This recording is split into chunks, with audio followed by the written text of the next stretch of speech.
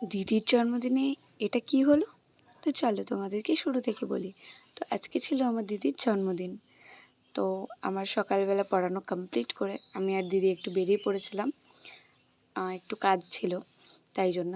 আর এখানে আমি হাসছিলাম দিদিকে দেখে, কারণ রোদের মধ্যে ও প্রথমে একটা স্কার্ফকে পেঁচিয়েছে, তারপরে ছাতা নিয়েছে, আর আমি এদিকে কিছু নিইনি, তাই জন্য আমি হাসছিলাম। এই দেখো রাস্তাটা কি সুন্দর লাগছিল। তো আমরা প্রকৃতির সৌন্দর্য উপভোগ করতে করতে চলে যাচ্ছিলাম। আর বাইরে প্রচণ্ড গরম, মানে বিশ্বাস করো কোনো কাজ না থাকলে বাইরে বেরোতে ইচ্ছেই করে না, এত গরম। বাড়িতে থাকলেই গরমে অস্থির হয়ে যায়, আর বাইরে বেরোলে তো আরও গরম। তো আমি ওইখানে মানে প্রচুর রোদ লাগছিল, তার জন্য আমি একটা স্কার্ফ নিয়ে নিয়েছিলাম। তো আমরা একটা শর্টকাট রাস্তা ধরেছিলাম, ওই জন্য আমাদের একটু তাড়াতাড়ি হয়ে গেছিলো। আর সাইকেল নিয়ে এত দূর আসা মানে গরমের মধ্যে অসম্ভব ব্যাপার। তো এই দেখো পাশেই ছিল কল্যাণী মহাবিদ্যালয়। তো তোমরা কে কে কল্যাণী মহাবিদ্যালয়ে পড়েছো বা এখান দিয়ে এসেছো অবশ্যই কমেন্টে জানিও। তখন ট্রেনেরও টাইম হয়ে গেছিলো, তো ট্রেনও যাচ্ছিলো, মানে ট্রেন সীমান্তর দিকে যাচ্ছিলো।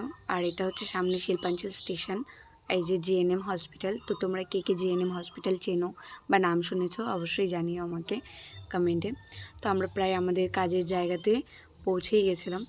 আর সাইকেল নিয়ে মানে এতটা অস্থির লাগছিল, প্রচুর পরিমাণে গরম লাগছিল। তো অলমোস্ট আমাদের কাজ কমপ্লিট। এখানে আমরা একটু এসেছিলাম মিষ্টির দোকানে কিছু খেতে।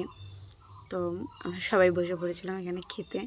তো আমরা একটুখানি দই খেয়েছিলাম আর ফ্রুটি। তারপরে আমরা বেরিয়ে পড়েছিলাম বাড়ি যাওয়ার জন্য।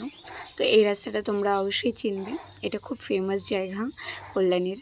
তারপরে আসার সময় আমাদের সাথে বাবাও আসছিলো, বাবারও একটা কাজ ছিল, তো কমপ্লিট করে বাবাও আসছিলো। তো আমি বাড়ি এসে বিকেলে আবার চলে গেছিলাম পড়াতে।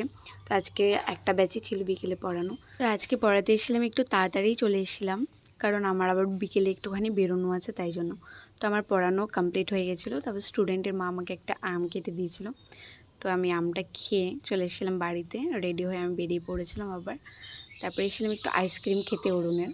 তো আইসক্রিম নিয়ে নিয়েছি পছন্দ মতো। তারপরে চলে এসেছিলাম একটা কেকের দোকানে। তো ছোটো মতন একটা কেক নিয়েছিলাম, কারণ সেরকমভাবে সেলিব্রেশন হবে না তাই জন্য। তো বাড়িতে এসে মানে সেরকমভাবে ডেকোরেশন কিছুই করা হয়নি। আর এখানে ক্যান্ডেল ছিল না বলে দিদি ক্যান্ডেলের কাজটা ওই গ্যাস লাইট দিয়ে, গ্যাস লাইটের ফু দিয়ে করেছিল। তো তারপরে দিদি এখানে কেক কাটছিল। তো মানে সেরকমভাবে কাউকেই ডাকা হয়নি, আর সেলিব্রেশনই করিনি, আমি জাস্ট নিজে থেকে একটা কেক এনেছিলাম। তো তারপর দিদি আমাকে কেক খাইয়ে দিয়েছিলো। তো আজকের মতো এইটুকুই, বাই।